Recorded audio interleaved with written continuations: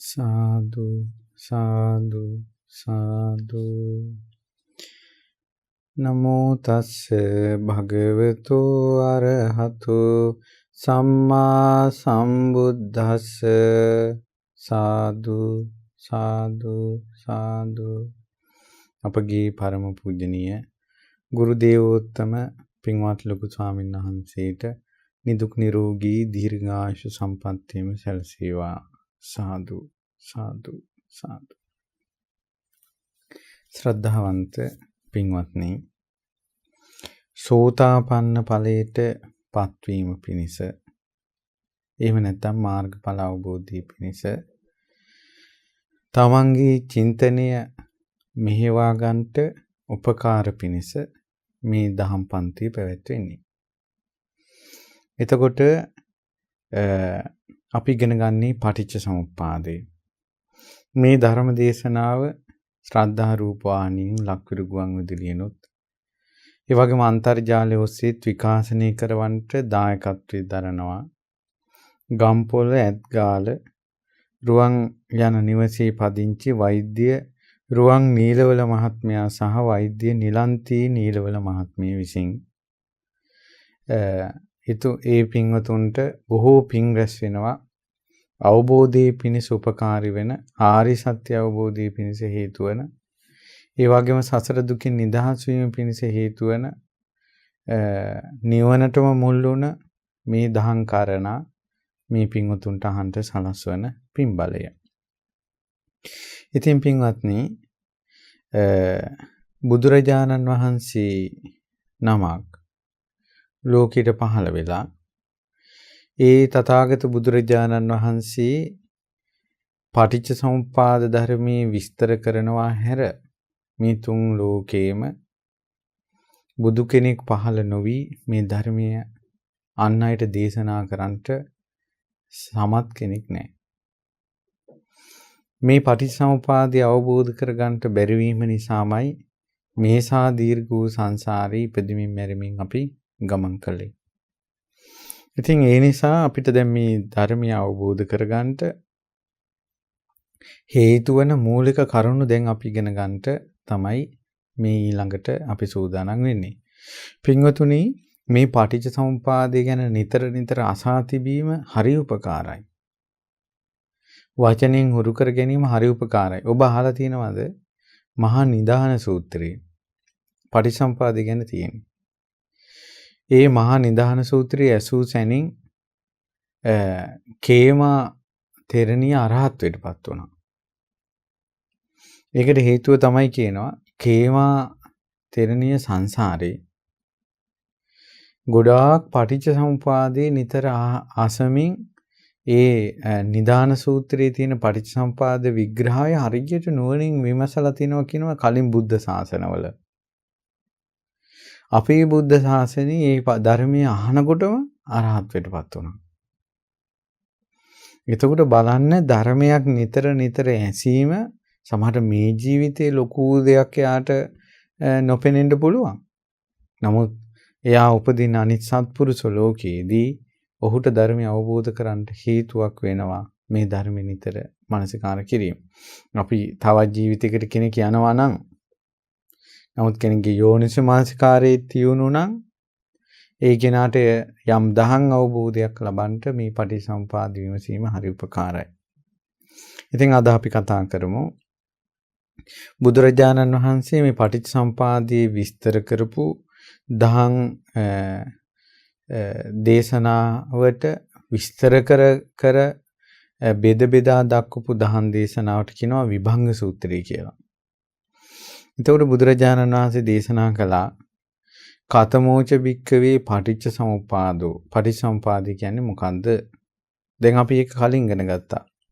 අවිජ්ජා පත්‍ය සංඛාරා, සංඛාර පත්‍ය විඥානං, විඥාන පත්‍ය නාම රූපං, නාම රූප පත්‍ය සලආයතනං, සලආයතන පත්‍ය පස්සෝ, පස්ස පත්‍ය වේදනා, වේදනා පත්‍ය තණ්හා, තණ්හා පත්‍ය උපාදාන, උපාදාන පත්‍ය භවෝ, භව පත්‍ය ජාති, ජාති පත්‍ය ජරා මරණං, ශෝක පරිදේව, දුක්ඛ දෝමනස් උපායාස සම්භවಂತಿ.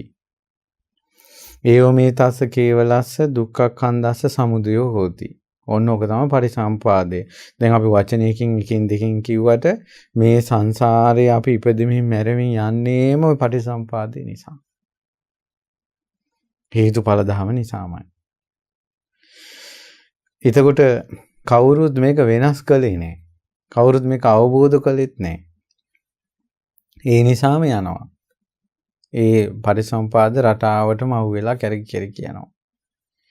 ඕනම ආගමක ඕනම රටක ඕනම තැනක කෙනෙක් තිරිසන් ලෝකේ වේවා, නිරේ වේවා, പ്രേත ලෝකේ වේවා, දිව්‍යයන් අතර වේවා, බ්‍රහ්මයන් අතර වේවා, ඒ සියලු දෙනාම අහු වුණා පටිසම්පාදයේ සකස් වෙනීමෙන් තොරව වාසය කරන කෙනෙක් නෑ රහතන් වහන්සේලා හැර. සියලු දෙනා පටිසම්පාදයට අහු වෙලා තියෙනවා. බුදුරජාණන් වහන්සේ දේශනා කරනවා කතමංච භික්ඛවේ ජරා මරණං. මොකද්ද මේ ජරා මරණ? දැන් අපි කලින් වැඩසටහන ඉගෙන ගත්තා මේ පටිච්චසමුපාදයේ භාවනා වශයෙන් හරි විමසනකොට විමසන්නේ ජරා මරණ තැන ඉඳලා. මොකද ජරා මරණ කියන එකනේ අපිට ප්‍රකට දේ. ප්‍රකට දේ තුලින් තමයි දන්නා දේෙන් තමයි නොදන්නා දෙයක් කරා යන්නේ. එතකොට පින්වතුනි දැන් අපි සාමාන්‍යයෙන් 1 1 2 කියලා ගල් කැට දෙකක් අරගෙන ඒක අපිට පේනවා. එතකොට ඉන්ද්‍රිය ගෝචරයි.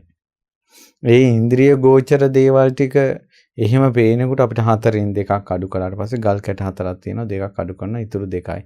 එතකොට බෝඩ් එකේ 4 අඩු කිරීම 2 කියලා දාපු ගමන් 2යි කියනකොට යාට ඒක ඉන්ද්‍රිය ගෝචරයි. මොකද කලින් එයා ඒක පුහුණු කරලා තියෙනවා. ඒ වගේ පින්වතුනි ඉන්ද්‍රිය ගෝචර දෙයක්. එහෙම නැත්නම් අපිට ප්‍රකට දෙයක් තමයි ඉස්සලා විමසන්න ඕන. ඊට පස්සේ අවිජ්ජා පත්‍ය සංඛාරා කියනකොට අපිට මේක පේන්නේ නැහැ. ජරා මරණ වගේ වයසට යනවා, ලෙඩ වෙනවා, මැරෙනවා වගේ පේන එකක් නෙවෙයි. ඒතකොට ජරා මරණ විමසනකොට ඒක ගැන Tamanට වැටහීම එනකොට ඒ වැඩපිළිවෙලේ තියෙන අවිජ්ජා පත්‍ය සංඛාරා, සංඛාර පත්‍ය විඥානං කියන වගේ දේවල් ශ්‍රද්ධාවෙන් අදාහ ගන්නටත් ධර්මානුකූලව විමසන්නටත් මේ ඔහුට සැක උපදින්නේ නැහැ. ඇයි සැක උපදින්නේ නැත්තේ? ඕලාරික දේ ප්‍රත්‍යක්ෂ නිසා. ඒ නිසා හොඳට විමසන්න ඕන කාරණාවක් තමයි ජරා මරණ කියන එක.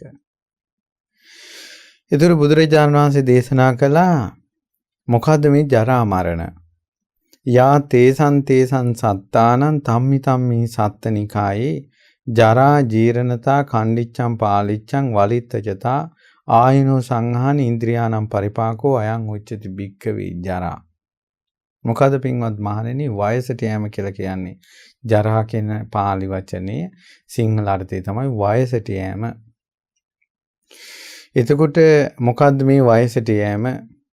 යා තේසං සත්තානං ඒ සත්වයන්ගේ තම්මි සත්තනිකායේ ඒ සත්ව නිකායවල වල මිනිසුන්ගේ මිනිස් ලෝකේ, දෙවියන්ගේ දිව්‍ය ලෝකවල, බ්‍රහ්මයන්ගේ බ්‍රහ්ම ලෝකවල, නිරේ නිරිසතුන්ගේ, ප්‍රේතයන්ගේ ප්‍රේත ලෝකවල කොහේ හරි ඒ සත්වයන්ගේ සත්ව නිකායවල ජරා වයසට යෑමක් ඇද්ද?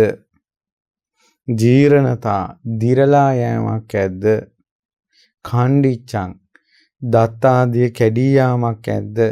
පාලිච්ඡං කෙස්සාදී පැසීමක් ඇද්ද?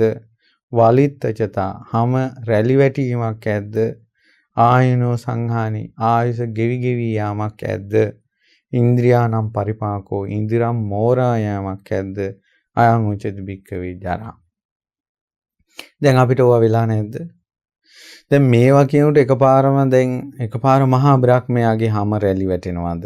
මහා බ්‍රහ්මයාගේ දත් කැඩෙනවද කියලා ඒව හොයන්න යන්නේ නැහැ. මහා බ්‍රහ්මයාටත් ජරාව කියලා එකක් තියෙනවා. එයි මහා බ්‍රහ්මයාගේ ආයුෂ ගෙවෙනවනේ. ඉන්ද්‍රියම් මෝරා යනවනේ. එතකොට මේ මහා බ්‍රහ්මයාගේ ආයුෂ ගෙවීම කියන එකම මහා බ්‍රහ්මයාගේ ජරාව. එතකොට දැන් මේ ධර්මයේ කාටද අවබෝධ කරගන්න ඕනන්නේ? තමන්ටනේ. ඒතර ධර්මයේ ඕපනායිකයිනේ තමා තුළින්නේ බැලිය යුත්තේ. එතකොට මේ පටිච්චසමුපාදයේ මේ විදිහට විග්‍රහ කරනකොට තමන් දිහායි බලන්න ඕන. තමන්ගේ දත් කැඩී යන්නේක, තමන්ගේ කෙස් පැසී යන්නේක, තමන්ගේ හැම රැලි වැටීම, තමන්ගේ වයස ගෙවි යන එක. ඒව තමයි බලන්න ඕනනේ. එහෙම නැතුව මේ වචන අරගෙන බාහිරට දමදමා කණ්ණාඩි අනිත් පැත්තට හරවපු ගමන් තමව පේන්නේ නැහැ. හොඳට මතක තියාගන්න. පටිච්ච සමුපාදය ගැන ප්‍රශ්න අහන අය අපිට මුණ ගැහිලා තියෙනවා. ගොඩාක් දේවල් වලට මම නම් නිහඬ වෙලා තියෙනවා. හේතුව ඕනේ නැති එකක් අහන්නේ. දැන් ළඟදීම පුතෙක් ඇහුවා අරූප ලෝකවල කොහොමද කණ්ඩිච්චම් පාලිච්චම් ආදි වශයෙන්. දැන් තමන් ඉන්න මට්ටම මං ඇහුවා දැන් ඔයා ඉන්නේ අරූප ලෝකෙකද? ඒක අරූප ලෝකෙ ඉන්න කෙනා ඒක එයා බලාගනි. දැන් ඔයා ධර්මය අවබෝධ කරගන්න ඕනි නම් ඔයා වයසට යෑම කියන එක විමසන්න ඕන. ඔයා ඉන්න තැන ඔයාගේ කිස් පැහිනවද කියලා බලන්න. ඒ නිසා ධර්මයේ හරියට අල්ලන්න ඕන. මේක අනිත් පැත්තට කණ්ණාඩි හරවපු ගමන් අවබෝධ වෙන්නේ නැත. අනිත් පැත්තට හරවන්න නම් එපා කණ්ණාඩිය. තමන්ම වයසට යෑම දිහා බලන්න. දැන් අපි බලන්න අපිත් පුංචි කාලේ දුව පැන ඇවිද හිටපු ඉස්කෝලවල ගියපු අපිට කාලයක් තිබ්බනේ. ඒවා දැන් ඔක්කොම දැන් ගෙවි ගියානේ. දැන් වයසට ගිහිල්ලා අපේ දැන් රැවුලත් පැහිලා. තව ටික කාලයක් යනකොට අපේ දතුත් වැටෙනවා. කොණ්ඩේ සුදු වෙනවා. ඇවිද ගන්න අමාරු වෙනවා. හැරමිටියට යනවා. වාරු නැතුව යනවා. අපිව කවුරුත් ගණන් ගන්න නැතුව ඇඳකට දානවා. වයසට යෑම උරුම කරගෙන ඉන්නේ මේ ලෝක සත්වයා. ඊට පස්සේ බුදුරජාණන් වහන්සේ දේශනා කරනවා කතමංච භික්ඛවේ මරණ. දැන් ජරා මරණ දෙක එකට තියෙන්නේ. ඊට පස්සේ අහනවා මරණය කියලා කියන්නේ මොකද්ද? යා තේසං සත්තානං තම්මා සත්තනිකාය. ඒ සත්වයන්ගේ ඒ සත්තනිකායවල වල චුත වීමක් ඇද්ද? දැන් අපි ගමු දෙවියෝ එහෙම මැරෙනවා කියලා කියන්නේ මේ ඕලාරික කයක් නෙවෙයි ඒක චුත වෙනවා. ඒතර තමන්ට අදාළ කාරණාව ගන්න ඕනේ. මේ සමස්තයක් වශයෙන් සකල ලෝක සත්වයාගේම ජරා මරණේ භාග්‍යතුන් වහන්සේ විස්තර කරන්නේ. ඒතර තමන්ට අදාළ කාරණාව ගන්න ඕනේ. දැන් චුති කියලා කියන්නේ චුතවන ස්වභාවය. චුති කියලා කියන්නේ චුත වීම. චවනතා චුතවන ස්වභාවයක් ඇද්ද? බේදෝ බින්දියා පංච උපාස්කන්ධේ බින්දී යනවා. ඊළඟට නැත්නම් ශරීරයේ බින්දී යනවා. ජීවිතේ බින්දී යනවා. අන්තරදානගත වෙනවා. අතුරුදහන් වෙනවා. මච්චු මරණයටපත් වෙනවා. කාලකිරියා කලුරිය කරනවා. කන්දානම් බෙහෙදෝ පංච උපාස්කන්ධේ බින්දී යනවා. කලේබ රස නික්කේපෝ මේ ශාරීරික අත්හැර දැමීමක් තියෙනවා. ජීවිතේන්ද්‍රිය සුපච්ඡේදෝ ජීවිත ඉන්ද්‍රිය බින්දී යනවා. ඉදං උච්චති මරණං මෙන්න මේ ඔක්කොටම කියන නම තමයි මරණය. චුත වෙනවා නම් ඒකටත් කියන්නේ මරණය. චුත වෙන ස්වභාවයක් තියෙනවා නම් ඒකටත් කියන්නේ මරණය. බින්දී යෑමක් තියෙනවා නම් ඒකටත් කියන්නේ මරණය. අතුරුදහන් වීමක් තියෙනවා නම් ඒකට කියන්නේ මරණය. මරණය කියලා යමක් ඇද්ද ඒකට කියන්නේ මරණය. කාලුරිය කිරීමට කියන්නේ මරණය. පංච මස්කන්ධයෙන් බිඳී යන එකටත් කියන්නේ මරණය. මේ කාය බහැර කිරීමට කියන නමත් මරණය. ජීවිතයේ ඉන්ද්‍රිය බිඳී යන එකටත් කියන එක මරණය. එතකොට මරණය කියන එක පාවිච්චි කරන අවස්ථාව. ඉතින් බුදුරජාණන් වහන්සේ වදාලා ඉදං උච්චති මරණම් මේක මරණය. ඉති අයංච ජරා ඉදංච මරණ. අර ජරාවයි මේ මරණයයි ඉදං උච්චති භික්ඛවේ ජරා මරණ. ජරා මරණ කියලා කියන්නේ ඔකට. එතකොට ජරා මරණ දෙක මේකයි කියලා හොඳට තේරුම් ගන්න තියාගන්න. එතකොට ජරා මරණ දෙක අවබෝධ කරලා දැන් අපි කියන්නකො මෙතන ඉන්න තරුණ ළමයි. එයාට දත් කැඩිලා නැහැ, කෙස් පැහිලා නැහැ, හැම රැලි වෙරිලා නැහැ. එතකොට එයා කොහොම මේ ජරා මරණ අවබෝධ කරන්නේ? එයා මැරිලත් නැහැ තාම. එතකොට පුංචි ළමයි අවුරුදු 7යි ධර්මය අවබෝධ කළා. එතකොට කොහොමද ජරා මරණ අවබෝධ කළේ? දැන් මෙහෙම හිතන්නකෝ. ඔන්න අපිට ඔන්න මේ ප්‍රවෘත්ති වලට හරි එනේ පත්තරේ හරි දාලා තියෙනවා. මේ අහවල් ආයතනයේ සියලු හොරකම් අල්ලන ලදී. දැන් හොරකම් ඇල්ලුවා කියලා අල්ලන්නේ මොකද්ද? සියලු හොරකම් ඇල්ලුවා. දැන් ඒ ආයතනේ ප්‍රශ්නයක් නැහැ කියනවා. ඒතර හොරකම් අල්ලනවා කියලා අල්ලන්නේ මොකද්ද? හොරකම් කරපු අයයි අල්ලන්නේ. නැත්නම් කොහොමද හොරකම් අල්ලන්නේ? දැන් ඔන්න අහවල් ගෙදරින් රත්තරන් හොරකම් කරලා තියෙනවා. එතකොට අපි එහෙ හොරකම ඇල්ලුවා කියනවා. ඒතර හොරකම ඇල්ලුවා කියලා කියන්නේ රත්තරන් හොරකම් කළා ඉවරයිනේ. හොරකම් කරපු අය ඇල්ලුවා. ඒතර හොරකම් කරපු අය ඇල්ලුවාට පස්සේ හොරකම් ඇල්ලුවා කියන ගණේට තමයි වැටෙන්නේ. ඒ වගේ පින්වත්නි මේ ඇස, කන, නාසය, දිව, කය, මනස මේවා අයිති වයසට යෑමට සහ මරණයට. මේවා තමයි වයසට යන්නෙත් මරණයටපත් වෙන්නේ. පංච උපාදානස්කන්ධය තමයි වයසට යන්නෙත් මරණයටපත් වෙන්නේ. ඒ නිසා යම් කිසි කෙනෙක් පංච උපාදානස්කන්ධය අවබෝධ කළොත්, ආයතනය අවබෝධ කළොත්, ඔවුන් අවබෝධ කළේ කොහොමද? ජරා මරණ.